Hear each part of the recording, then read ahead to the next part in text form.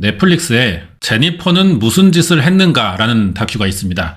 살인사건이긴 한데 이게 주제가 가정이라는 시스템 붕괴를 보여주는 사건이에요.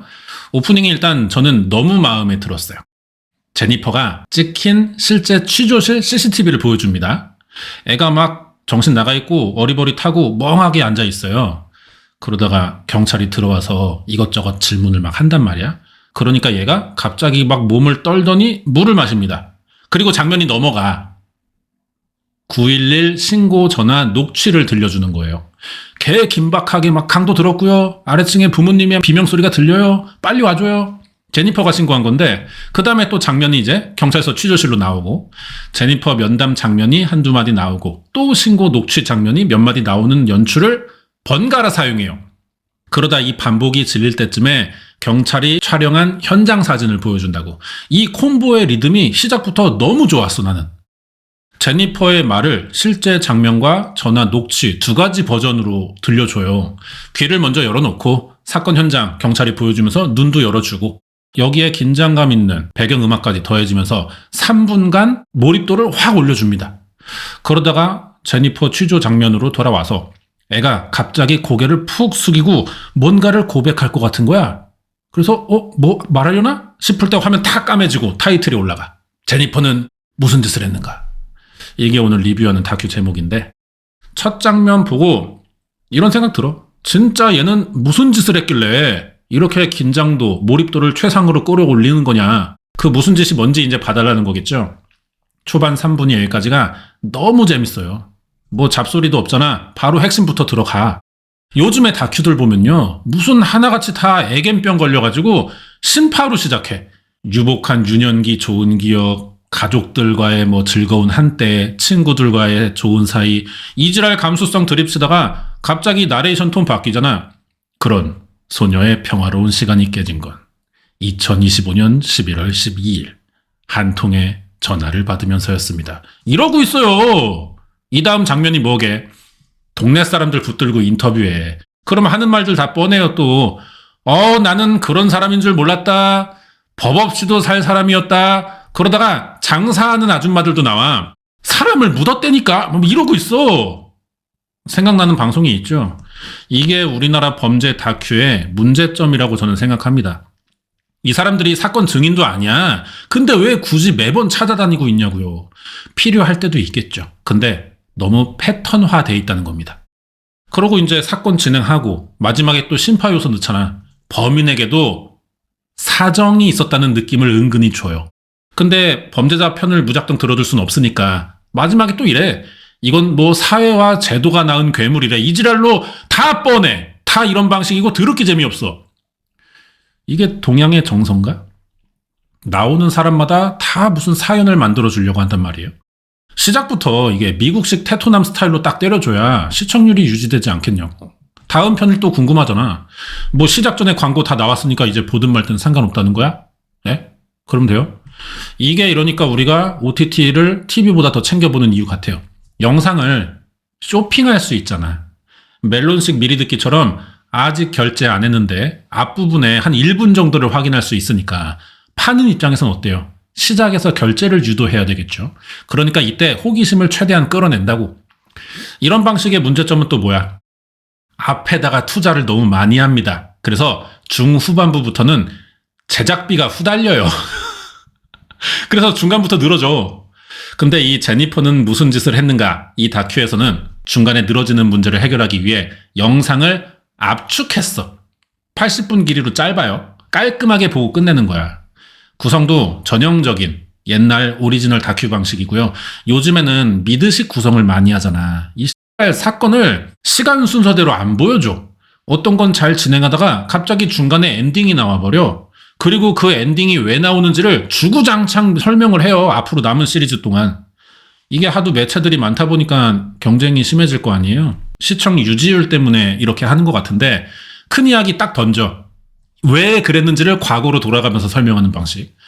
이 설명을 하는 건 좋은데 갑자기 현재로 돌아와서 경찰서 취조 나오고 또 과거 갔다가 돌아와서 전문가 나왔다가 다시 과거 갔다가 법원 나오고 빨리 이게 무슨 범죄 다큐야. 타임슬립물이지. 이 짓을 하도 해놔가지고 억지로 우리가 중간에 영상을 못 끄게 만들어요. 요즘 다큐들이. 끄고 싶지 않게 만들어야 되는데 못 끄게 강제한다는 게 핵심이죠. 미드식 구성은 퍼즐을 하나씩 맞춰가는 방식이야. 중단하면은 앞에 본 것들이 무의미해지죠. 무조건 끝까지 다 봐야만 최종적으로 퍼즐이 완성되고 그때 그림이 보이는 거잖아. 그 마지막 그림 하나 때문에 이 지루한 거를 주구장창 붙들려 있어야 된단 말이야. 진짜 퍼즐 같은 거예요. 그림이 다 맞춰지기 전까지는 뭔지를 모르니까 중간 과정이 더럽게 재미없다고. 처음부터 재밌어야 될 거 아닙니까? 우리 이 제니퍼는 무슨 짓을 했는가? 이 다큐는 절대 그러지 않아요. 시작부터 끝까지 사건만 파악하고 동네 사람들 안 나와. 이게 너무 좋아. 시작부터 결말까지 과정만 알아보는 내용입니다. 제가 뭐 홍보는 아니고요. 명예 홍보관 정도 할게요. 컴팩트하고 쓸데없는 감정 유발도 안 하기 때문에 이 한국식 범죄 다큐가 개 노잼이라고 생각하시는 분들, 안 챙겨보시는 분들, 제니퍼는 무슨 짓을 했는가? 이거 추천할게요. 이게 얼마나 테토남 스타일이냐면은 심지어 제목에서 스포까지 해놨어. 결제 전부터 이게 결말은 정해져 있는 거야. 봐봐요. 제니퍼는 무슨 일을 했는가가 아니고 짓거리라고 행위를 낮춰놨잖아. 좋지 못한 일을 한 사람에게 쓰는 표현이다 보니까 뭐 범인이라는 거겠죠. 정해놓고 시작해요. 오프닝에서 제니퍼가 지금 이제 취조실 경찰 면담인데 수갑 안 차고 있습니다. 사건 막 일어난 지 얼마 안 된 시점이고 참고인 조사하는 것 같아요. 이제 하는 말들로 뒤에 내용들을 채워가겠죠. 얘가 지금 40살이에요. 제니퍼. 1986년생. 나랑 친구인데 사건은 25에 저질렀습니다.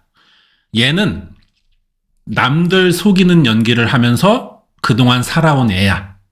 그리고 방금 말한 취조실에서도 경찰 앞인데 연기를 하고 있어요. 이 새끼가 인격장애 같은 게 있어서 수시로 거짓말하고 연기한다는 게 이 사건의 핵심이죠. 그 인격장애는 그럼 왜 생긴 거냐? 사건이 어릴 때부터 생긴 문제점이 수십 년 누적돼서 일어난 결과였기 때문에 어쩔 수 없이 과거로 가야 돼. 제니퍼 판 중학생이고요. 사는 곳은 캐나다 토론토 근처의 마컴이라는 조용한 외곽 동네입니다. 아빠 엄마 세 식구인데 아빠가 이름이 한판, 엄마는 빅판, 한판 빅판. 원래는 베트남 사람들이에요. 근데 딸 이름만 영어잖아. 캐나다 와서 애를 낳은 것 같고 이 사람들이 근데 부자라서 캐나다를 왔겠냐고. 우리나라도 70년대에 미국에 LA 가서 살게 된 사람들 많잖아요. 왜 그렇게들 그때는 미국으로 이민을 간 거냐. 우리나라가 그때 분위기가 어수선했어요. 나라가. 사는 것도 어렵고. 근데 마침 미국이 이민법을 개정합니다. 더 좋은 나라에 쉽게 들어가 정착할 기회가 생긴 거지. 이걸 LA가 있는 주에 캘리포니아 드림이라고 하는데 베트남도 우리랑 비슷한 상황이었어요. 그래서 판네 가족이 캐나다를 선택했던 거고. 근데 막상 가서 생각처럼 좋은 직장 들어가고 금방 집 사고 쉬웠겠어? 예전에 우리 LA 아리랑이라는 드라마 알아요? 시트콤인데 이민 한 2세대쯤 되는 우리나라 가족이 주인공이야.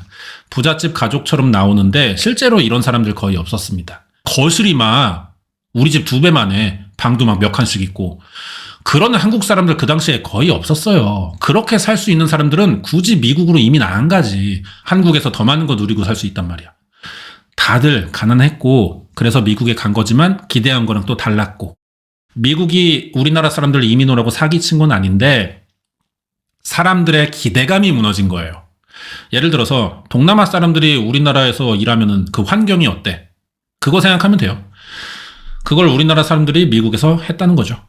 시급이 더 높고 화폐 가치가 더 높은 달러를 벌어서 가겠다는 건데 그러다 적응 잘 하고 또 일도 잘 풀리고 하면 눌러 살 수도 있고요. 근데 이게 말이 쉽지. 어떻게 보면은 한국에서 살 때가 차라리 나았을 것 같다고 하는 사람들도 많았어요. 판네 가족도 똑같습니다. 밤낮 없이 개처럼 일해서 돈을 버는데 이 돈으로 뭐 하게요? 자식 교육시킵니다. 애초에 캐나다에 온 게 자식 때문이었어. 자식 농사 한번 잘 지어가지고 신분 상승해보겠다는 거죠. 자식의 성공이 그래서 이 집안의 인생 목표가 된 겁니다. 제니퍼야, 우리는 힘들게 너 하나 보고 여기까지 왔으니까 네가 이제 엄마 아빠 봐서 잘 돼야 돼. 이게 판내 가족의 가훈이야. 제니퍼 입장에서 이런 부모들의 기대가 어때요? 자기가 선택한 게 없어. 태어나자마자 인생의 목표가 정해져 있던 겁니다. 당연히 공부 잘해야 되고 착해야 되고 절대 사소한 실수라도 있으면 안 되고. 제니퍼의 존재는 그냥 부모의 인생 성공 프로젝트인 거죠. 이게 쌓여서 사건이 일어난 거예요. 이 집에서 제니퍼는 성공의 증거물이 돼야만 해. 부모가 현실 프린세스 메이커 하는 거지. 애가 학교 갔다가 집에 오잖아요. 그러면 바로 가방 바꿔 메고 피아노 학원 갑니다. 피아노 끝나면 수학, 영어, 바이올린 학원들 순회 돌고 저녁에 집에 온단 말이야. 그러면 과외 선생이 기다리고 있어. 이걸 매일 반복해요. 그렇다고 얘가 무슨 장래를 정해둔 건 아니야. 부모들이 그냥 다양한 가능성 열어놓고 적당한 시기에 좋은 기회 오면은 그게 뭐든 잡자. 그래서 신분이 역전될 만한 사회적 위치를 갖자. 우린 그 자식 덕을 보자. 이 계획이거든. 여기서부터 문제입니다. 애를 그렇게 키우는 것도 부모 욕심이지만 뭐 있을 수는 있다고 봐요. 애도 좋은 일이 될 테니까. 애가 싫다는 걸 강제로 하는 게 문제겠지만 제니퍼는 일단 따라주니까 그럼 시킬 수도 있는 겁니다. 근데 어떤 특정 목표를 정해놓은 게 아니고 무작정 돈만 발라서 다짜고짜 가르치려고만 들었다는 거죠. 적어도 부모가 애 방향성은 애가 싫든 좋든 정해주고 시켰어야 될 거 아니냐고. 부모부터가 베트남에서 이렇게 살아온 사람들이 아니니까 자기들도 모르는 거지. 아무 인맥도 없고 방법 모르지만 일단 시키고 보는 거예요. 어떻게 노력하면 잘 되겠지 싶어서. 당연히 제니퍼도 부모가 시키는 일정 소화하느라 자기에 대해 진로 고민 이런 걸 해볼 기회가 없었어요. 당연히 주말도 없습니다. 친구들 놀러 다닐 때 얘네 부모는 더 극성 떨어요. 다른 애들 지금 놀지 않냐? 이 시간이 오히려 따라잡을 기회래. 맞는 말이긴 한데 그거는 애 욕심이라야죠. 부모가 지들이 하는 것도 아니면서 애한테 욕심을 부리고 있잖아. 부모부터가 어떤 명확한 생각이 없던 거예요. 그러니까 되는 대로 시키기 바빴고 제니퍼는 아무 생각 없이 따르기만 바쁩니다. 성장기를 이런 생활로 다 채워버렸어요. 그럼 제니퍼는 어떻게 되게?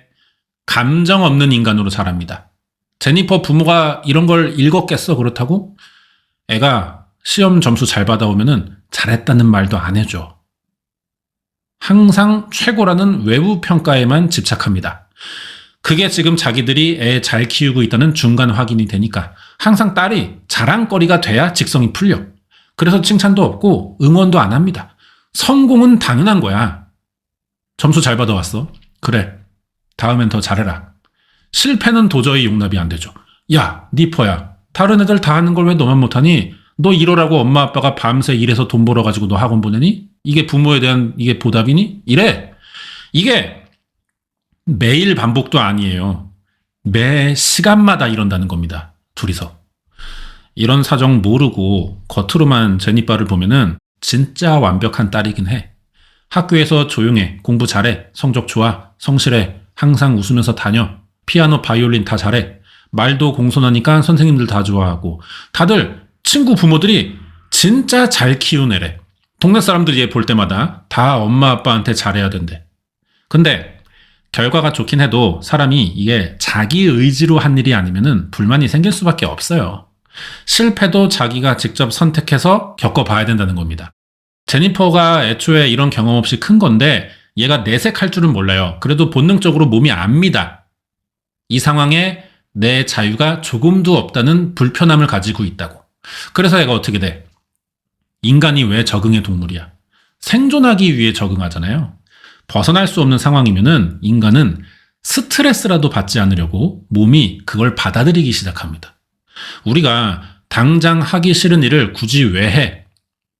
그 반복이 미래에 더 큰 보상으로 돌아올 것이라는 기대감 때문이잖아요. 그래서 참고 하다 보면은 루틴화 되는 거야. 몸이 받아들인 거지. 그걸 적응이라고 하는 건데 여기서 중요한 게 적응이 항상 좋은 것만은 아닐 수도 있다는 거죠. 지금 하기 싫은 이 일이 나중에 더 큰 보상으로 돌아온다고 믿으면서 적응할 때 가치가 생기는 것 같단 말이야. 문제는 미래에 기대 없이 그냥 몸으로 받아들이기만 하는 경우가 있어요. 그게 생존하기 위해 하는 적응이고 제니퍼의 경우인 겁니다. 얘가 하도 강제로 뭘 시키니까 살아남기 위해 연기를 해요. 부모가 시키는 걸 잘 해내면 잔소리 안 하니까 일부러 더 열심히 해. 열심히 하면 어쨌든 결과가 조금은 나올 수밖에 없잖아요. 부모가 그걸 좋아하거든. 조건부 사랑에 대한 적응을 한 거야. 예를 들어서 시험 성적 잘 받아오면 엄마가 좋아해. 막 햄 쓸어주고 그래. 저녁 반찬에. 이때 애가 정확히 이해하도록 좋아해야 된다는 겁니다. 까딱하면 시험 잘 본 내가 좋은 게 아니라 시험 점수가 좋은 걸로 생각할 수 있어요. 그럼 애는 이때부터 자기를 위해서 공부하는 게 아니야. 엄마 칭찬받으려고 공부한다고. 이 부작용은 성인이 돼서 결국 언젠가 나올 거예요. 자기 감정은 제니퍼가 아예 지우고 부모가 좋아할 표정, 말투, 행동으로만 적응하면서 움직인 거지. 제니퍼가 그냥 한마디로 착한 딸의 역할을 하기 시작해요. 이게 우리도 주변에 보면은 자기가 어떤 사람인지 평생 모르고 부모 기대에 충족하기만 바쁘게 사는 애들이 있어요. 제니퍼랑 똑같은 경우지. 제니퍼는 이게 얼마나 오래 갔냐면은 25살 사건 직전까지 갑니다. 부모가 애한테 완벽하길 원해. 근데 엔간한 재능충 아니고 완벽할 수가 있어요, 사람이? 뭐든 잘할 수만은 없지만 그런 부모가 실망해. 그걸 겪고 싶지 않아서 거짓말을 해요. 부모 반응만 중요한 인간이 됐어. 제니퍼가 피아노를 오래 배웠는데 진짜 잘 쳐요. 당연히 좋아서 피아노 친 건 아니고 시키니까 하다 보니까 실력이 는 거지. 공연할 정도로 잘 쳤고 매번 또 아빠가 보러 가기도 했어요. 자식 공연하는데 부모가 가는 거 당연하잖아. 근데 우리의 한판 씨는 이걸 보러 가는 이유가 다르죠. 캠코더로 다 찍어. 그래서 집에 갖고 와서 제니퍼 들어오면은 모니터링 합니다. 애 진로를 위해 부모가 뭐 같이 할 수도 있는 일인데 그래도 최소한의 격려는 중간에 한 번씩 해줘야 될 거 아니야. 완전히 뭐 국대 코치야. 여기서 틀리면 안 된다. 너 감정이 부족하다. 왜 박자 밀리냐. 이건 연습이 부족해서 그런 거다. 오늘 2시간 더 치고 자라. 하는 말마다 씨발 압박이야. 문제는 잘하면 부모 기준에 뭐가 충족됐을 때 좋아하시잖아요, 두뇌우가. 제니퍼 입장에선 그게 또 은근히 만족감으로 온다는 거예요. 이것도 뭐 강제적이겠지만 부모를 만족시켰다는 안도감으로 학습된 만족감이겠지. 이런 게 계속되면은 얘 입장에서는 틀리면 부모에게 버림받을지도 모른다는 공포가 생겨요. 그래서 사소한 실수도 용납되지 않기 때문에 완벽한 인간인 척 연기를 한다는 겁니다. 거짓말을 할 수밖에 없는 상황이 생기고 이 거짓말도 학습이 될 거 아니에요. 사람이 살다 보면은 실패를 숨기고 실수 감추고 문제 생겨도 습관화되면은 구라로 덮으면 그만이야. 걱정할 필요가 없어. 그리고 나중에는 일부러 실패하고 거짓말할 거리를 찾습니다. 이 거짓말을 위해 남까지 팔아요. 공부를 안 해, 얘가. 시험 점수 안 나오면 이게 내 잘못이 아니라 학교의 문제래. 이런 식으로 매번 둘러대면서 넘어가는 거지. 여기까지도 사실 뭐 인간이 살면서 한 번은 할 수도 있는 것들이에요, 거짓말이. 근데 얘는 매 순간이 반복이니까 나중에는 어느 날 뒤돌아보니 내 인생 전체가 거짓말이었어. 부모는 전혀 몰라요. 일단 딸을 너무 믿고 눈으로 볼 때는 자기들 눈에 완벽하거든. 애가 학교에서 잘 나가고 피아노도 툭하면 상 타고 항상 웃고 있으니까 딸이 무슨 변검술사 마냥 두꺼운 가면 쓴 지가 한참 됐는데 항상 밖에다가 우리 딸 문제없다. 노 프라블럼. 퍼펙트하다. 이러고만 있어. 부모가 잘 속아 넘어갈수록 제니퍼의 거짓말은 진화할 수밖에 없습니다. 거짓말의 목적도 이게 뭐 잠깐 위기를 넘기는 정도가 아니라 생존 도구처럼 써요. 이 연기를 오래 하니까 제니퍼가 나중에는 연기가 진짜 자기인 줄 착각도 해. 잠깐 하고 원래 자기로 돌아오는 게 아니라 항상 하고 있으니까 현실같이 느껴지나 봐요. 진짜 제니퍼는 이제 없는 거야. 그냥 칭찬받는 사람의 역할로 사는 거죠. 이게 얼마나 심하냐면 이 사건의 범인이 제니퍼잖아요. 살인까지 해. 사건이 알려지면서 사람들이 제니퍼는 미친 애다 이렇게 보는데 그건 결과고 원인을 보면은 어릴 때부터 부모가 이렇게 키운 거야. 그래서 거짓말로 자기를 포장하는 연기들이 누적된 거죠. 그럼 이게 한 20년 넘게 잘 참고 있었는데 뭐 때문에 터졌냐? 착한 척하는 사람들의 특징입니다. 진실을 존나 무서워한다는 데 있어요. 내가 그동안 보여준 착한 행동과 말이 가짜였다는 게 진실 때문에 들켜버리잖아. 얘 같은 경우는 거짓말로 착한 척해서 부모에게 만족을 줬는데 진실은 반대니까 부모를 실망시킨다고 생각할 거 아니야. 그래서 무조건 가짜로라도 완벽해야 한다는 생각에 빠집니다. 일단 성적표를 위조해요. 공부 안 한다는 거지. 당연히 대학도 못 갔는데 대학 합격증까지 위조해요. 남친 생겼지만 이것도 다 구라로 숨깁니다. 얘가 처음부터 착한 애면 또 모르겠는데 그게 아니에요. 부모의 실망이 무서워서 착한 척만 하는 거란 말이야.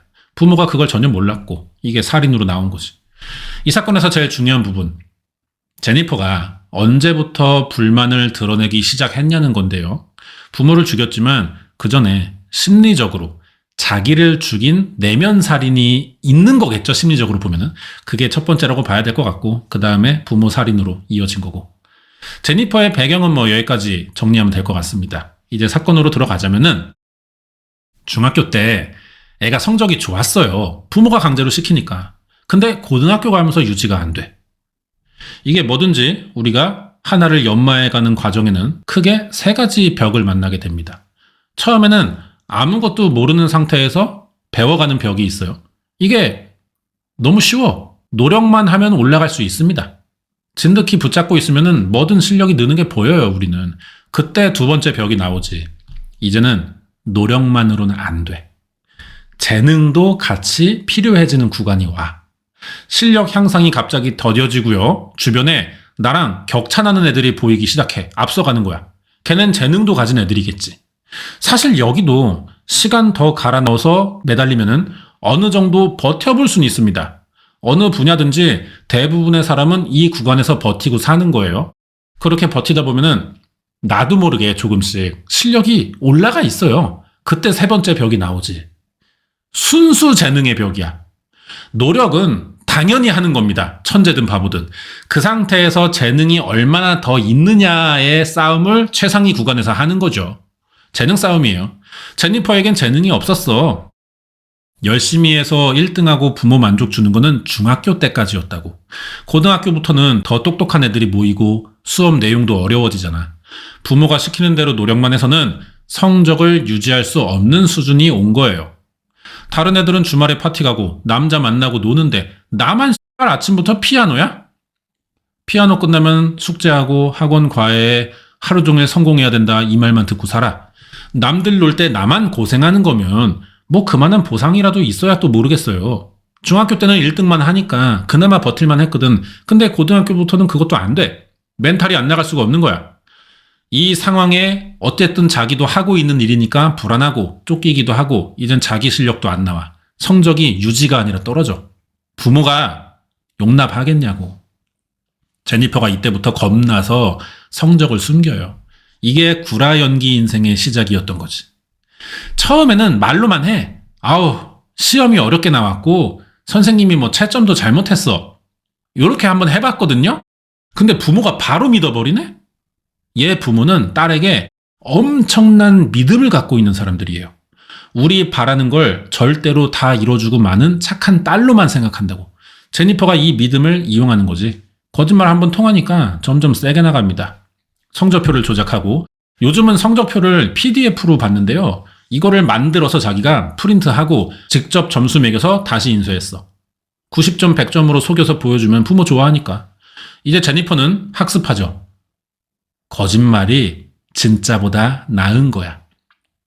아무리 노력해서 70점 맞느니 놀다가 구라 한번 쳐서 90점 만들면 돼요. 거짓말로 위기를 넘기는 정도가 아니라 부모가 너무 좋아하고 뭐 상도 가끔 줘요. 시험 잘 맞으면 이것저것 사주고 용돈도 늘려주고 하거든. 그래서 얘는 진실보다 반응을 선택하는 거죠. 이제는 성적만이 아니라 인생 자체를 슬슬 구라로 만듭니다. 대학교 갈 때가 올 거 아니야. 부모가 슬슬 또 압박해요. 너 대학 어디 쓸 거니? 최소한 토론토대는 가겠지? 막 이래. 이것도 제니퍼는 아무 문제가 안 되죠. 아무 고민도 안 하고 이제 거짓말해. 나 이미 토론토대 합격했는데? 질렀으니까 증명해야 될 거 아니야. 무슨 기생충의 기정이 마냥 포토샵 키고 아예 대학 합격 증서를 만듭니다. 또 잘 만들어. 이거 부모 보여주니까 둘이 감동받아가지고 막 끌어안고 울어, 딸 앞에서. 여보, 우리가 드디어 해냈다. 제니퍼야, 이게 다 너의 노력 때문이다. 거봐라 하니까 되지 않냐? 제니퍼가 여기서 쾌감을 느꼈대요. 이거는 시험 점수 속일 때랑 차원이 달라. 이제 거짓말이 재밌는 거야, 사이즈가 크니까. 현실은 망했지만 얼마든지 좋은 딸을 만들어낼 수 있잖아. 여기서 따라오는 찝찝함들이 계속 있었는데 이 대학 합격 주작은 이 모든 것들을 덮을 정도의 쾌감이었대. 이제 제니퍼는 확신을 갖고 성공한 연기를 하면서 삽니다. 다 알겠지만 거짓말을 유지하려면 그 거짓말을 납득시킬 새로운 거짓말도 필요하잖아요. 매일 거짓말만 하면서 사는 거지. 학교 가는 척하면서 놀러 나가. 집에 들어오기 싫잖아. 집에 연락하면 돼. 오늘 수업 늦게 끝나. 교수님이 보충 수업한대. 이러고만 이제 노는 거야. 부모는 우리 딸이 대학 가더니 이제는 알아서 공부를 열심히 한다. 이렇게 믿고만 있고. 이 구라를 4년 내내 합니다. 이젠 어떻게 해요? 가지도 않은 졸업식 날이 올 거 아니야. 근데 졸업식을 어떻게 속여? 부모가 가서 사진 찍고 싶잖아요. 졸업식이 연기됐대. 그러면서 흐지부지 넘어가는 거지. 부모가 다 믿습니다. 이제 더 어려운 거짓말을 할 차례가 와요. 취업해야 되잖아. 부모의 수건 사업이었는데 그게. 부모는 약대를 생각했었나 봐. 여기에 맞게 약대 진학 준비하겠다고 말하면 끝납니다. 우리 딸은 착한 애니까 절대 거짓말 안 한다는 확신을 조금도 의심하지 않아. 이게 그러니까 부모의 맹신이 애새끼 망친 것도 좀 큰 거예요. 의심을 하라는 게 아니라 최소한 확인, 관심이라도 좀 보였으면 진작에 이거 다 드러났지. 그리고 이 사단까지는 안 났을 텐데 너무 강하게 믿어버리니까 오히려 제니퍼가 이용할 빌미만 되잖아. 얘도 부모는 절대 의심 안 한다고 확신하니까 이젠 죄책감도 없어요. 막 수십 년 반복하면서 문제가 생기면 외면해버리는 회피형 인간이 됐어. 아니 뭘 머리 아프게 헤쳐나가고 고민해. 덮어놓고 구라 한번 까면 끝나는데. 모든 걸 다 거짓말로 해결해왔단 말이에요. 근데 거짓말이 혹시 통할 수 없는 상황도 있지 않을까요? 있다면은 그게 어떤 상황일 것 같아요? 지금까지의 거짓말들은 다 혼자 해온 겁니다. 나만 잘 연기하면 끝나는 건데 이제 그럴 수 없는 일이 생겨요. 남친을 사귄 거야. 다 혼자 통제할 수 있는 거짓말들이었어. 근데 이젠 남친도 나를 도와줘야 돼. 남친도 자기 집에다 제니퍼의 입맛대로 거짓말을 해줘야겠죠. 제니퍼가 통제할 거짓말의 범위가 드러났고 그게 물건이 아니라 사람이라는 변수가 된 거지. 남친의 이름은 다니엘 웡입니다. 같은 학교 출신인데 제니퍼 부모가 얘를 봤어요. 딱 봐도 이거 불량한 애래.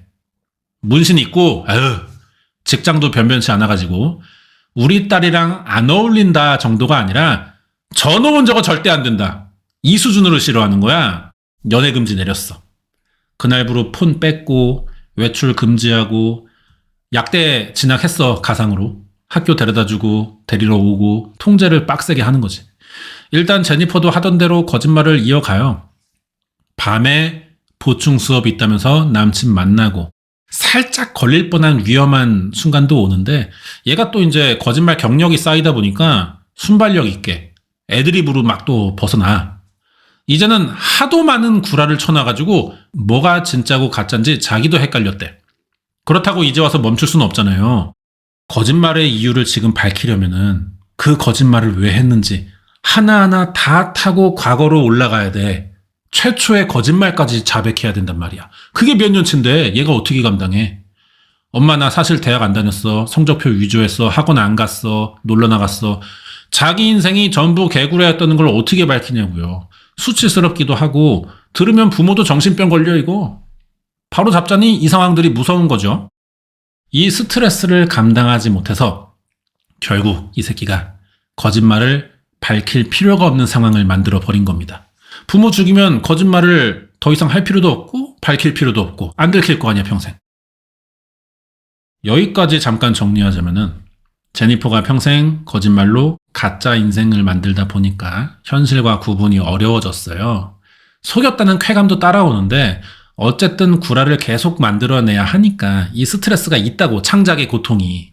이 스트레스를 없애려면 하나를 선택할 수밖에 없는데 현실로 돌아가자니 그동안의 거짓말을 수습할 수 없으니까 계속 가짜 인생을 선택하게 된 거죠. 그 과정에서 부모를 죽일 수밖에 없는 거고. 제니퍼에게 야, 씨발 니뽀야, 너 왜 그랬냐? 물어보면 얘 대답은 단순해요. 사실을 말할 줄 몰라서 그런 거야. 어릴 때부터 사실을 말하면 혼났고 구라치면 칭찬받아 왔잖아.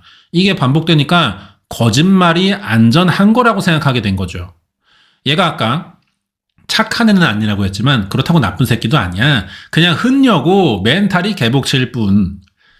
현실을 밝히는 게 무서워서 구라로 수습하다 보니까 그게 너무 길어졌고 이제 와서 수습할 수 없으니까 선을 넘게 된 거고.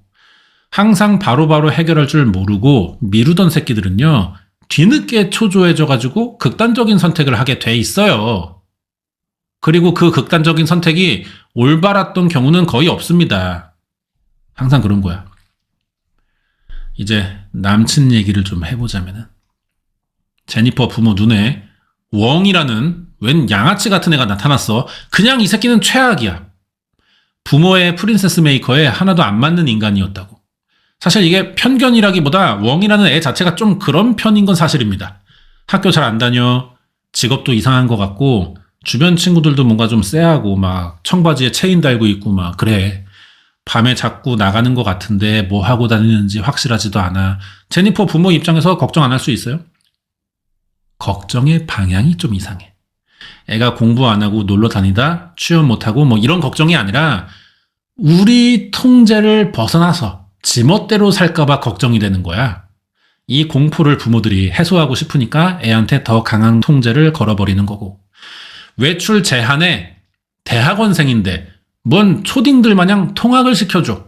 문제는 이 통제가 중고딩 때처럼은 안 통한다는 거죠.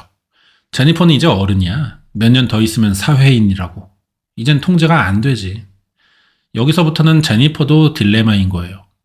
통제를 안 따르자니 사실이 드러날 것 같고, 그 이후의 상황은 감당할 수 없잖아. 학교 안 다녀. 약대 준비 개뻥이야. 장래 생각 안 해봤고, 이 와중에 부모가 존나 싫어하는 남친까지 있어.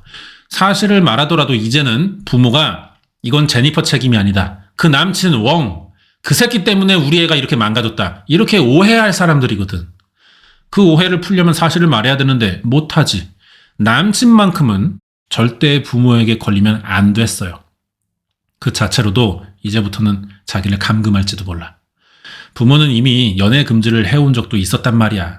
이걸 들키면 앞으로 어떻게 될지 뻔하니까 무조건 숨겨야 돼. 아예 그냥 부캐 파가지고 이중생활 시작해요. 낮에는 부모가 보는 부캐 제니퍼야. 저 오늘 학교 가요. 강의 있어요. 실험실 조교해야 되는데요. 밤엔 약대 스터디 모임 있어요. 교수님 남아서 과제하래요. 완전히 약대생 아이덴티파이 해가지고 모범생 연기하고 거짓말 들킬까봐 가끔 또 막 방어적으로 화를 내요.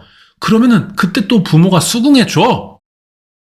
우리가 너무 몰아붙여서 애가 스트레스를 크게 받나 보다. 이러고 넘어가. 존나 답답해.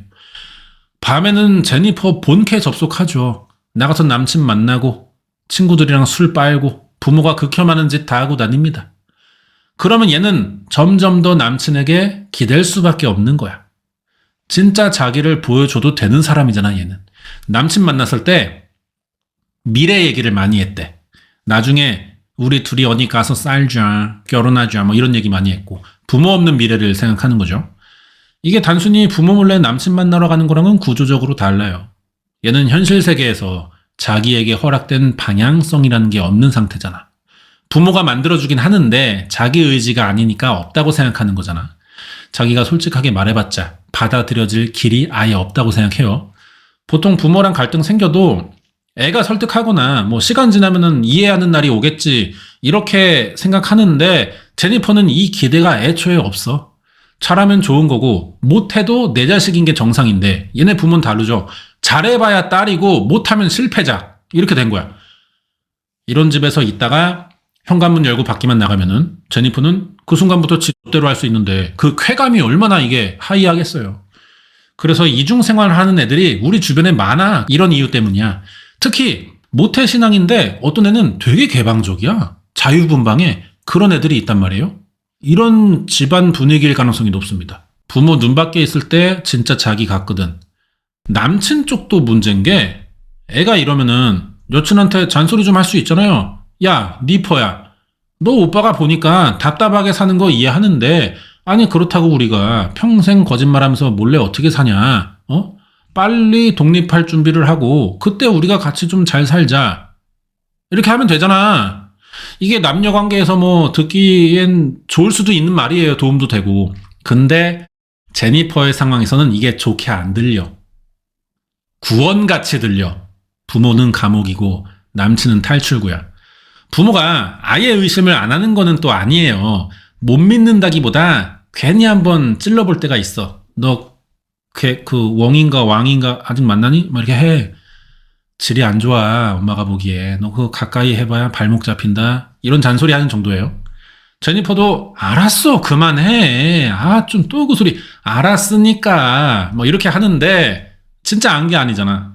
벌려놓은 거짓말을 이어가야 하고 대화도 하기 싫으니까 알았다고만 하는 거겠지. 속으로는 반발하고 있는 거야. 엄마 아빠는 내가 행복할 가능성 자체를 없애려고 드는구나 이래요. 부모 입장에서는 딸 잘 되라고 하는 말인데 딸은 나를 죽인다 라고 해석하는 거야. 서로 완전히 반대 입장에 있는 건데 제니퍼만 의도를 드러내지 않고 있어요. 제니퍼는 이 상황을 해결해보고 싶지. 근데 도저히 말이 안 통하니까. 말로 안 되면 다른 방법이 있다라는 생각까지 간 거고. 이건 갑자기 애가 한번 미쳐가지고 살인 청부거든요. 살인 청부를 한 게 아니고 서서히 자기도 모르는 사이에 자리 잡혀 있던 겁니다. 이제 사건 시작인데 제니퍼와 판이 단순히 구라치고 남친 몰래 만나던 시절은 지났어요. 아무리 부모가 제니퍼를 믿어준다 해도 사실 봐봐. 딸이 20대 중반인데 학교 얘기는 안 하고 애가 그런 말을 안 하니까 졸업식은 없고 성적표, 등록금 내역도 안 보여주고 학교 친구 얘기 한 번 안 해. 수상하잖아. 결국 부모가 의심을 합니다. 뭘 물어봐도 제니퍼가 자꾸 피하고 둘러대니까 아빠 한판 씨가 결국 이러면 내가 학교에 확인해봐야겠네. 여기서 제니퍼 멘탈이 나갔지. 토론토 대는 존재하지만 거기에 지 이름은 없어. 그동안의 구라 인생이 이제 전화 한 통으로 다 드러나기 직전이라고. 아빠는 진짜로 전화했고요. 모든 게 까발려집니다. 그동안 만들어온 제니퍼의 뭐 이런 거야. 오늘 내 세상이 무너졌어. 뭐 이런 거. 아빠는 그동안 본 적 없는 화를 냈대요. 엄마는 충격받고 막 울어. 부모 입장에서 지금 이 반응이 뭐냐면은 딸이 우리를 속였다는 게 아니에요. 부모들도 문제야. 우리가 믿은 모든 게 거짓이었다는 충격을 받은 거야. 이날 그냥 단순히 자식의 거짓말 한 번이 아니고 서로가 가족의 유대감이 깨진 거지. 부모 입장에서나 뭐 유대감이겠지만 제니퍼는 진작에 없던 거기도 해. 부모는 여태까지와 차원이 다른 통제 모드로 들어갑니다. 아예 그냥 감금했어요, 집안에다가. 당연히 남친 못 만납니다. 유일한 은신처와 차단됐죠? 그나마 현실감을 유지해주는 게 남친인데 못 만나. 그럼 제니퍼는 어때? 자기 존재의 이유가 이제 없는 거야. 감정이 막 폭발해가지고 난 이제 아무도 믿을 수 없어. 이 사람들은 부모 말하는 거야. 이 사람들은 내 인생을 죽였다. 막 애가 미치기 직전인데 이때 다니엘 웡이가 백마를 타고 딱 등장해. 진짜 말 탄 건 아니고요. 창문 앞에 딱 나와. 친구들 통해 몰래 연락 돌리고 문자 보내고 막 찾아오고 한다고. 다 알겠지만 제니퍼에게 다니엘의 존재는 그냥 남친이 아니야. 현실 도피처라고. 메시아야. 부모의 감시를 벗어나고 자유를 주잖아. 단순히 얘 만날 때 내가 그나마 숨쉬고 산다. 이 정도면 모르겠는데 이 남자 없으면 나 죽어. 거의 신앙처럼 믿음을 가져요. 여기서 문제는 이 다니엘 이 새끼도 멀쩡한 새끼가 아니라는 거지. 껄렁껄렁한 거 아까 말했고 사고치고 다니는 애들도 막 있어요. 혼수 상태야 대체로. 약거래하고 도둑질하는 정도라고. 제니퍼도 남친 친구들 보면서 이런 생각을 한 거예요. 얘네는 나랑 다르게 부모 말 안 듣고 좆대로 하고 사는데도 뭐 그런 대로 괜찮구나. 그러면서 이 결심을 하지. 부모 사라지면 난 자유다. 프리덤. 보통 사람들은 누가 열받게 하면 죽인다는 생각은 쉽게 할 수 있어요. 아, 부장 저 새끼 죽일까 오늘? 누구나 해. 근데 이걸 막상 실행한다는 건 다른 얘기잖아. 애초에 생각으로만 끝나고요. 그 생각을 하는 자체가 순간의 스트레스 해소야. 근데 가끔 진짜 가능하다고 생각하는 사람들이 있어요. 제니퍼야, 그게. 오랫동안 거짓말로 현실 조작하는 걸 습관처럼 해왔잖아. 몰래 연락하던 다니엘 통해서 얘네 친구들에게 쓱 물어봅니다. 야, 만약에 누가 사람 처리해달라면 얼마 줘야 돼? 청부업자를 소개받고 싶은 것처럼 이런 질문들을 하고 다녀. 시뮬레이션 해보는 거지. 적당히 막 물어서 알아보고 구체적인 계획을 짭니다. 언제 부모가 집에 있고 문은 언제 잠그고 강도가 들어오면 나는 어떻게 연기할지. 이걸 남친 다니엘이랑 의논하면서 매뉴얼을 짜는 거예요. 제니퍼는 이래도 되냐는 고민보다 어떻게 하면 들키지 않을지를 더 많이 생각했어. 이게 중요한 점이죠. 범행보다 범행 뒤의 일들을 먼저 생각했다는 거야. 방법이야 차차 정해가면 될 일이고 죽인다는 결정은 확실한 거예요. 왜 이 결정이 확실하냐? 여기서 너무 벗어나고 싶으니까. 그것만 끝나면은 내 인생 해피하니까. 이렇게 믿는 거지. 그래서 계획이 뭐야? 부모가 집에 있는 밤에 실행한다. 제니퍼가 문을 열어준다. 강도가 들어와 부모를 공격한다. 제니퍼는 묶인 척한다. 경찰에 신고할 때 나도 피해자라고 주장한다. 모든 증거는 강도 사건으로 남긴다. 단계별 매뉴얼이야. 단계별이었다는 점에서 얘는 감정적으로 사건을 저지른 게 아니죠. 그게 아니죠. 이성적으로 자기 앞으로의 이익을 위해 계획한 살인이에요. 이익도 부모 유산으로 좀 챙길 수는 있겠지만 이 물질적인 것보다 지 마음대로 살고 싶은 게 제일 큰 거지. 범행 날짜 2010년 11월 8일 밤.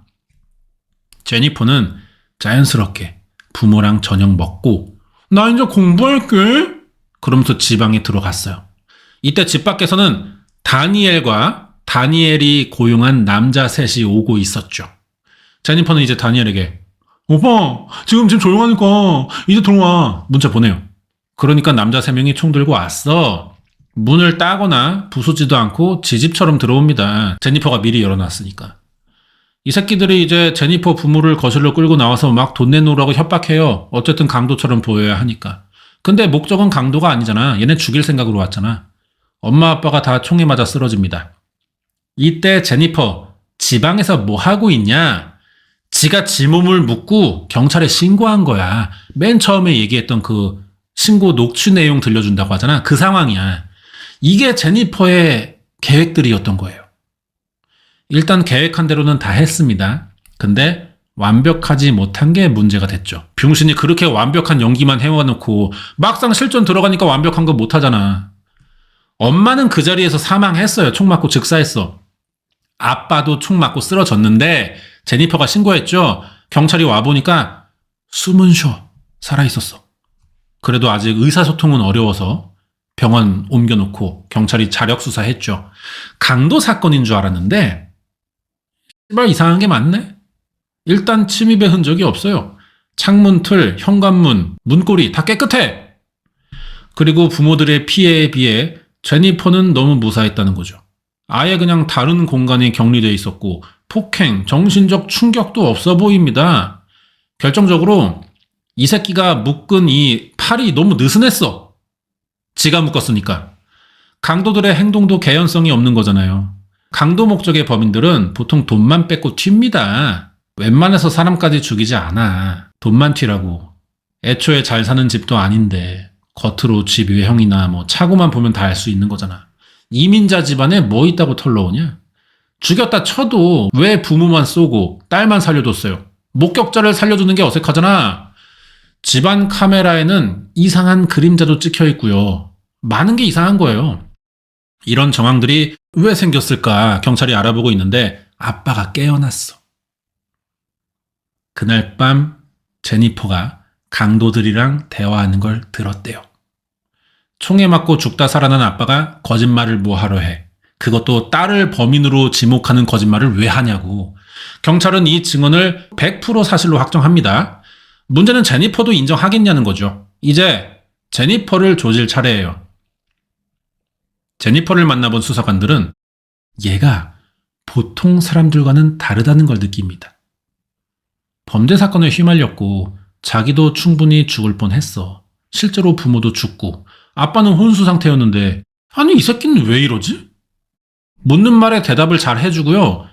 말할 때 공포가 아니고 말 속에 논리를 가지고 있습니다.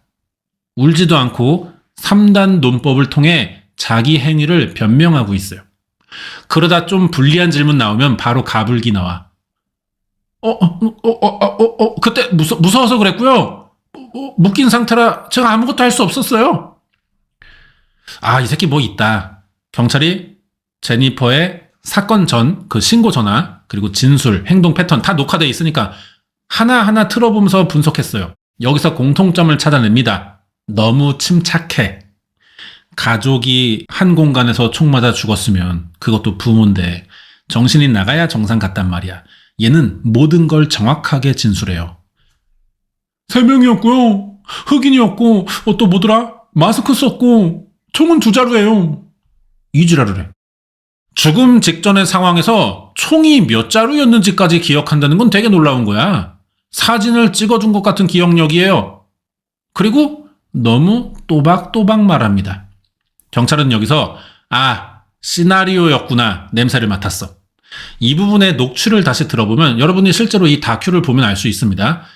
특정 구간에서 제니퍼가 말을 하다가 잠깐 멈춰요. 그러다 다시 울음을 섞어서 말하거든요.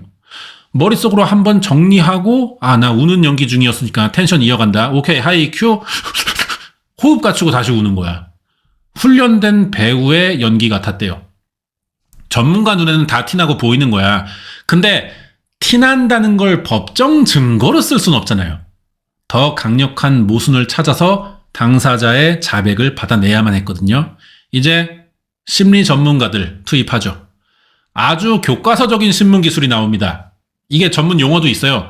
배드캅, 굿캅이라고 2명이 번갈아 들어오면서 면담하는 건데 한 명은 피해자에게 공감하는 역할입니다. 라포를 형성해서 감정적인 면들이 나오도록 세팅을 해두는 거야. 이걸 하려면 일단 믿고 털어놔도 될 사람인 것처럼 친해져야죠. 뭐 뜨거운 커피 한 잔 타들고 들어가서 진짜 피해자 대하는 것처럼 해. 난 너 피해자인 거 믿는다. 야, 니퍼야, 너 근데 진짜 대단하다. 어떻게 그 상황에서 그렇게 침착하게 신고하냐? 다른 애들은 안 그래. 막 기절해, 막. 너 진짜 대단한 거야. 침착했어. 잘했어. 그리고 진짜 힘들었겠다. 그리고 너무 무서웠겠지, 너. 다 이해해. 우리 너 같은 사람 한두 명 만나는 거 아니야. 그리고 너 범인들에게 진짜 화도 많이 나지? 서영락 대리처럼. 화가 많이 나죠? 막 이렇게 얘기해줘. 감정을 이렇게 건드려 놔요.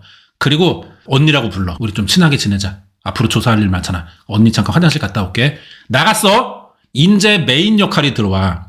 의심하는 역할이 들어와서 날카로운 질문을 박습니다. 다른 사람 들어와가지고 야, 너 구라 그만 쳐라 이제. 우리 다 알고 하는 건데 조사 지금. 시간 낭비야. 너 아빠 기억 돌아온 거 몰라? 날카로운 질문은 던졌잖아. 근데 방금 전에 언니가 감정적인 상태로 애를 세팅해놓고 나갔잖아. 날카로운 질문에 감정적으로 대답해야 되는 상태인 거예요. 제니퍼 같은 애가 여기에 말려들지 않고 배길 수가 없어. 이 상황을 실제로 겪은 건 아니니까 지도 거짓말을 이어갈 수밖에 없는데 지금 거짓말을 만들어낼 그 말들이 타당하게 들릴지 경찰 귀에 이게 자기가 확신이 안 된단 말이지. 질문 나오는 것마다 스턴 걸려가지고 멈칫거리고 모르겠어! 뭐 이지랄밖에 못해. 근데 이게 아까랑 톤이 달라져요. 경찰은 여기서 가짜 진술을 했다는 확신이 들었고 통화 분석도 합니다. 음성 패턴, 호흡, 감정들이 공포를 겪은 사람들에게 나오는 불규칙성이 없어. 지금이랑 달라. 울음소리의 타이밍 일정하고 문장 사이에 멈춤이 과하지만 이 간격조차도 일정해요.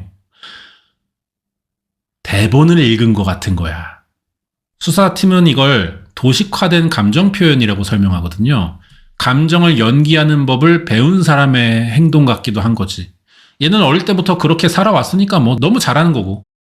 대사를 적어둔 메모가 발견됩니다. 이 새끼가 사전에 남친이랑 시나리오 짜고 대사를 맞춰봤다는 거야. 여기부터 핵심인데 이렇게 양면성을 가진 면담을 해놓고 둘 다 영상 다 찍어놨어요. 그러면은 제니퍼 지도 이거 보여주면은 말이 앞뒤가 다르다는 걸 느낄 수밖에 없잖아. 자기가 봐도 이거 진짜 존나 꼴사나운 짓들 하고 있는 거거든. 말도 안 되는 소리들이야 아마. 여기서 경찰은 보세요 니뽀씨 이거 왜 말이 앞뒤가 다릅니까 아까랑? 추궁 안 합니다. 그냥 지가 혼자 보고 뒤에 말없이 서 있어요. 이 자체가 엄청난 압박이야. 나 뜨거워지게만 만드는 거죠. 그래서 아무 질문 안 하지만 비디오 보면서 흔들립니다. 그때 한마디 툭 던지죠 경찰이. 우리 다 알고 있어. 경찰이 무슨 특별한 증거를 들이댄 건 아니에요. 근데 제니퍼는 지 눈으로 지가 말하는 화면을 지가 보고 지 생각에도 너무 이상하거든. 진짜 다 들켰다는 생각에 스스로 무너집니다. 결국 울더니 부모가 날 사랑하지 않았어요. 난 벗어나고 싶었고요. 자백을 시작했어. 끝났어. 여기까지야 사건은. 그러면 궁금하잖아요. 아니 아무리 그래도 꼭 이렇게까지만 해야 속이 후련했냐는 건데 병신짓이지만 얘 입장에서는 어쩔 수 없던 겁니다. 그래야 지가 살 것 같아서 저질렀거든. 얘가 알게 모르게 또 부모에게 충성하는 애였어요. 자기도 그러긴 싫은데 습관이 돼서 막상 안 하면 또 불안해. 그러니까 자기 인생이 까발려지는 게 싫은 거지. 이런 고민을 하다가 가짜 인생을 선택한 거고 부모가 존재하는 한 이걸 유지할 순 없으니까 그 원인을 부모로 보고 존재를 지운 거고 습관화된 현실 조작의 최종 단계 같은 거라고 생각합니다. 어쨌든 범행은 실패했어. 아빠 살았고 거짓말 다 드러났다고. 주범의 자백이 나왔으니까 공범들도 금방 다 잡힙니다. 제니퍼의 말이랑 일치했어. 그 여자애가 돈 주고 우리 시켰고 문도 지가 열어준 거다. 우린 강도가 아니라 살인하러 간 거다. 디 엔드. 제니퍼는 2014년 재판에서요 1급 살인 계획했으니까 그리고 친구들 끌어들였잖아. 살해 공모, 아빠가 살아났으니까 살인 미수까지 3개 합쳐서 종신형 받습니다. 남친 다니엘과 공범들도 같은 혐의로 다 유죄예요. 병신이 자유 한번 얻으려다가 결국 지같이 자유를 뺏었네. 현실을 왜곡하던 새끼가 지 현실을 붕괴시킨 그런 사건. 경찰이 사건을 증명하는 과정은 기간이 좀 필요했지만 체포의 이유는 단순합니다. 제니퍼는 너무 완벽한 인간이었다는 거야. 그게 의심의 시작이었어. 너무 잘 울고 말도 정확히 잘하고 현장도 깨끗했고 시나리오도 좋았어. 모든 면에서 지가 그동안 엄마한테 아빠한테 해온 거짓말처럼 다 완벽해 보이는 시나리오였다는 게 너무 경찰 눈에 비현실적이라는 거죠. 실제로 범인들은 엄청 고민해서 연습도 해본 범행이지만 경찰들이 조사할 때는 되게 허술해 보이고 어떤 면에서는 마치 잡아달라는 것처럼 비논리적인, 비상식적인 선택을 할 때가 많다고 하잖아요. 그러니까 이런 게 좀 오히려 보였어야 더 완벽한 건데 얘는 퍼펙트한 시나리오를 그렸던 거야. 저는 이제 좀 재밌게 본 게 이 부분이야. 제니퍼를 신문한 사람들은 제니퍼가 그동안 본 피의자들 중에 가장 만들어진 인간 같았다고 평가를 해요. 그동안의 이 새끼 인생을 종합한 말이겠죠. 경찰이 다 완벽하게 이걸 찾아내고 맞춰놨기 때문에 뭐 재판에서도 복잡할 게 없습니다. 일단 지가 자백했고요. 자백 나오는 동안 경찰 취조 과정에서 너무 많은 모순들이 드러났고 영상도 다 있고 공범들의 문자 기록, 통화 내역, 진술, 아빠의 증언이 또 있고 빠져나갈 게 없습니다. 이거는 나루오도도 못 빼. 4년 만인 2014년 재판에서 검찰은 이 사건이 우발적인 감정 폭발로 일어난 게 아니라 치밀하게 설계해서 실행한 계획 범죄라고 주장하죠. 제니퍼는 인정하는데 자기가 직접 안 쐈다는 말을 강조해요. 혐의 낮추려고 하는 거야. 살인은 안 했다. 공범들에게 문을 열어줬을 뿐이고 부모가 죽을 줄은 몰랐대. 죽이자고 계획해놓고. 얘가 가명을 노리는 입장에서는 이게 유일한 논리예요. 이거밖에 없습니다. 근데 역효과 났어 이 말 때문에. 판사는 이게 가명의 사유가 아니라 네가 죽일 계획은 없었구나. 죽일 계획은 다른 공범들에게 있었구나. 계획적인 역할 분담으로 이해했거든요. 판사형이. 여기에 눈치 빠른 검찰. 이 타이밍에 제니퍼의 문자를 재판에서 화면에 딱 띄웁니다. 남친한테 보낸 거야. 오늘 밤이야. 문은 열어둘게. 끝나면 연락 줘. 배심원들도 있었거든? 누가 봐도 똑같아, 이거. 살인 청부의 공모. 이거 말고 다르게 볼 여지가 하나도 없습니다. 결국 우리 제니퍼 파는 1급 살인의 살인 미수죄. 그래서 25년간 가석방 금지된 종신형 나왔고요. 2039년이 돼야 석방 심사 기회라도 생길까 말까 하는 거예요. 만약에 나오더라도 50살 넘어. 남친인 다니엘 원과 청부받은 얘네 친구 3명도 똑같이 나왔는데 혐의가 다 다르긴 해요. 제니퍼는 총을 안 쐈지만 이걸 다 계획한 주범이고 친족 살해를 계획한 거잖아. 공범들은 대가로 지시를 받은 거지만 직접 쏴서 죽였잖아. 그래서 이게 뺄 거 빼고 더할 거 더해도 비슷한 수준이라고 보는 거예요. 그래서 다 똑같은 형 나왔고 제니퍼는 지금도 캐나다 온타리오주에 여성교도소 있다고 합니다. 초반에는 일반 수감자랑 같이 지냈는데 얘가 성격이 너무 딥 다크해. 폐쇄적이야. 교도관들 말로는 감정이 없는 사람들 같대요. 근데 여기도 어쨌든 범죄자 새끼들이지만 사람 모여 사는 사회잖아요. 그걸 못하면 분리수감이라는 걸 합니다. 얘만 혼자 따로 독방이야. 교도소 특수반 같은 거 생각하면 될 것 같고요. 지금 외부 접촉이 전혀 없대요. 안 되는 게 아닌데. 찾아오는 사람이 없어. 얘도 편지 보낼 곳 없고 오는 곳도 없겠지. 아빠가 안 찾아오겠죠? 그렇다고 베트남에서 뭐 친척들이 얘 보러 오겠냐? 너무 단절돼 있어가지고 교도소 프로그램에 좀 넣어줬어요. 우리나라 같은 경우는 일을 시키잖아. 얘는 교육봉사라는 걸 한대요. 그것도 부모 죽인 새끼인데 청소년 상담을 한대. 뭐 이런 거겠죠. 야, 이 애미 뒤진 새끼들아. 나 봐라. 우리 엄마 진짜 뒤졌다. 너네도 나처럼 되고 싶냐. 정신 차려 이년들아. 뭐 이런 거 하는 거야. 근데 아무리 그래도 지가 한 짓이 있잖아요. 스스로 자격이 있다고 생각하나? 다른 범죄도 아니고. 이런 게 가능한 이유는 이 새끼가 아직도 습관을 못 버려서 그런 것 같아요. 교도소에서 다들 그래.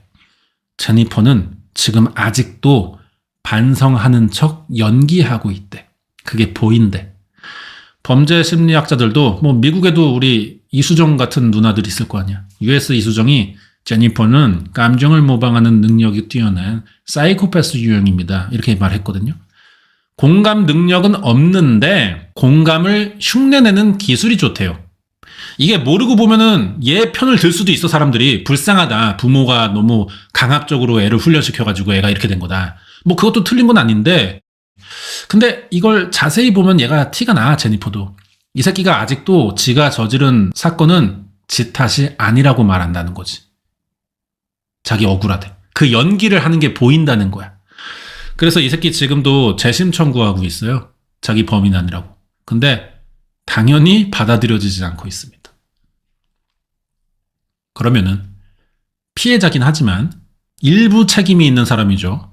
양육자, 보호자 입장에서 제니퍼 이렇게 조진 아빠는 뭐 하냐?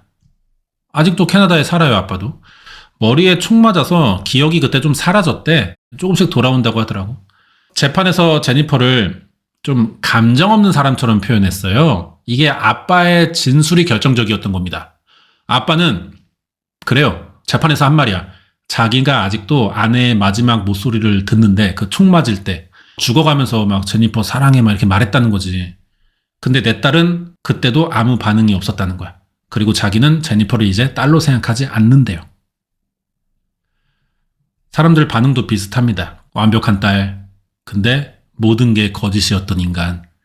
이 사건 넷플릭스에서 보면은 제일 많이 나오는 단어가 2가지야. 실제로 그렇게 나오진 않지만 우리한테 그 말을 해줘. 그 생각이 나라고.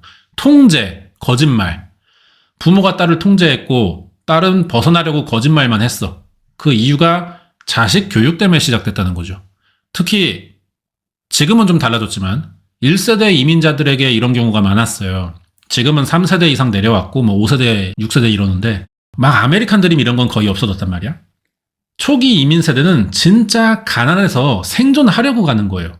이 사람들의 생존 방식은 우리가 벌어서 자식에게 투자하자였습니다. 이게 유일한 신분을 뒤집을 방법이었어요. 그래서 자식을 좀 과하게 가르치는 경향이 있었어. 자기들도 못 배운 사람들이다 보니까.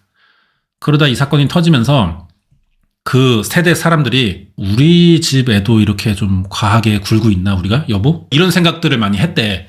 성공만 강요하다가 사람 망치는 거는 뭐 지금 우리나라에서도 많이 일어나잖아요. 그렇다고 제니퍼가 무작정 피해자는 또 아니잖아. 원인이 부모에게 있지만 어쨌든 지 손으로 선택한 이상 이건 미친 새끼인 거야. 자, 그러면은 이 사건을 보고 우리가 뭘 느껴야 하냐는 거예요. 거짓말은 습관이 아니라 병이라는 겁니다. 한번 시작하면은 현실 감각을 잃게 돼 있어. 근데 우리가 하는 거짓말 수준은요, 사실 잠깐이고 금방 다시 돌아옵니다, 제자리로. 반복되는 게 문제겠죠. 반복되면 거짓말 할 필요가 없는 상황에서도 굳이 거짓말해요. 그렇게 허언증이 시작되는 거지 뭐. 마무리하자면은 뭐 제목부터가 질문형이에요. 제니퍼는 무슨 짓을 했는가? 이게 이제 제작할 때 고민을 굉장히 많이 한 제목이라고 저는 생각이 들더라고요. 보통 사건 저지르면은 왜가 많이 중요하단 말이야. 이 새끼 왜 그랬어? 너 왜 그랬니? 이걸 많이 생각한단 말이야. 근데 여기서는 무엇을 이라고 물어보잖아. 제니퍼를 던져주고 이 새끼가 뭘 했을 것 같은지를 생각해 보라는 거죠, 우리한테.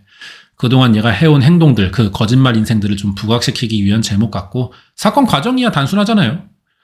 이 사건을 저지르기 위해 쌓여온 과정들을 좀 말하고 싶은 거고, 그 이후에 제니퍼가 어떤 반응하는지 이런 행동들 중점적으로 좀 봐달라는 것 같아요.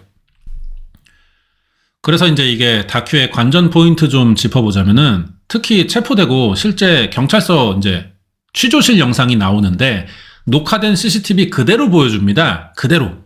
애가 눈깔이 충혈돼 있고 막 손 계속 만지작거려. 조사 좀 진행됐고 어느 정도 까발려진 상태라 불안하다는 거지 이제.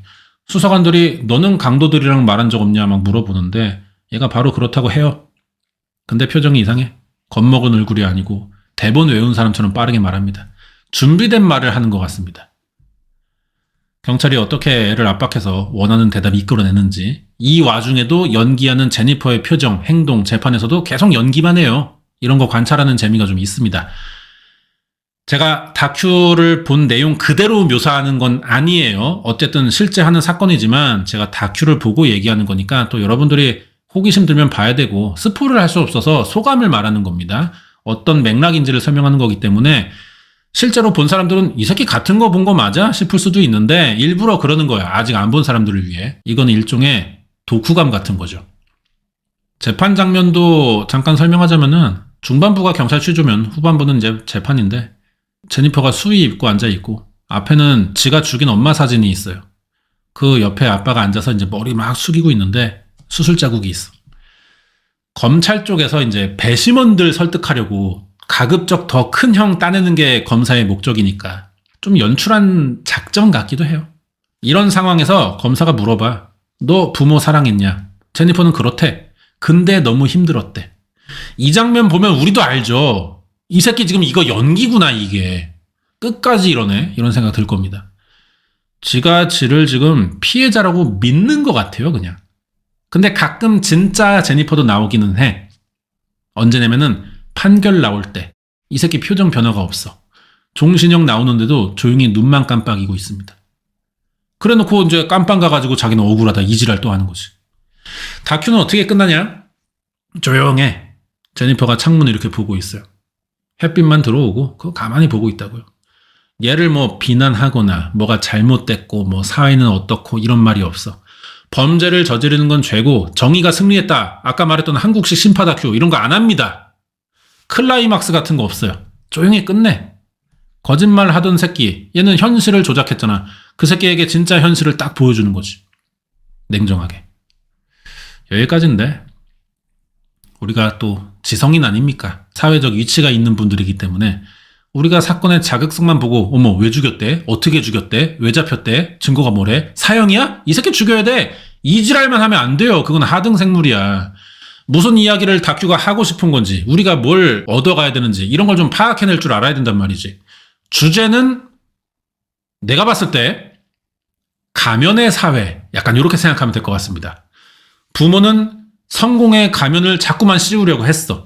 근데 제니퍼는 말 잘 듣는 착한 딸 가면을 썼어. 그러면서 진짜 서로의 얼굴을 한 번도 못 본 거야. 이게 얘네 집만의 얘기가 아니거든.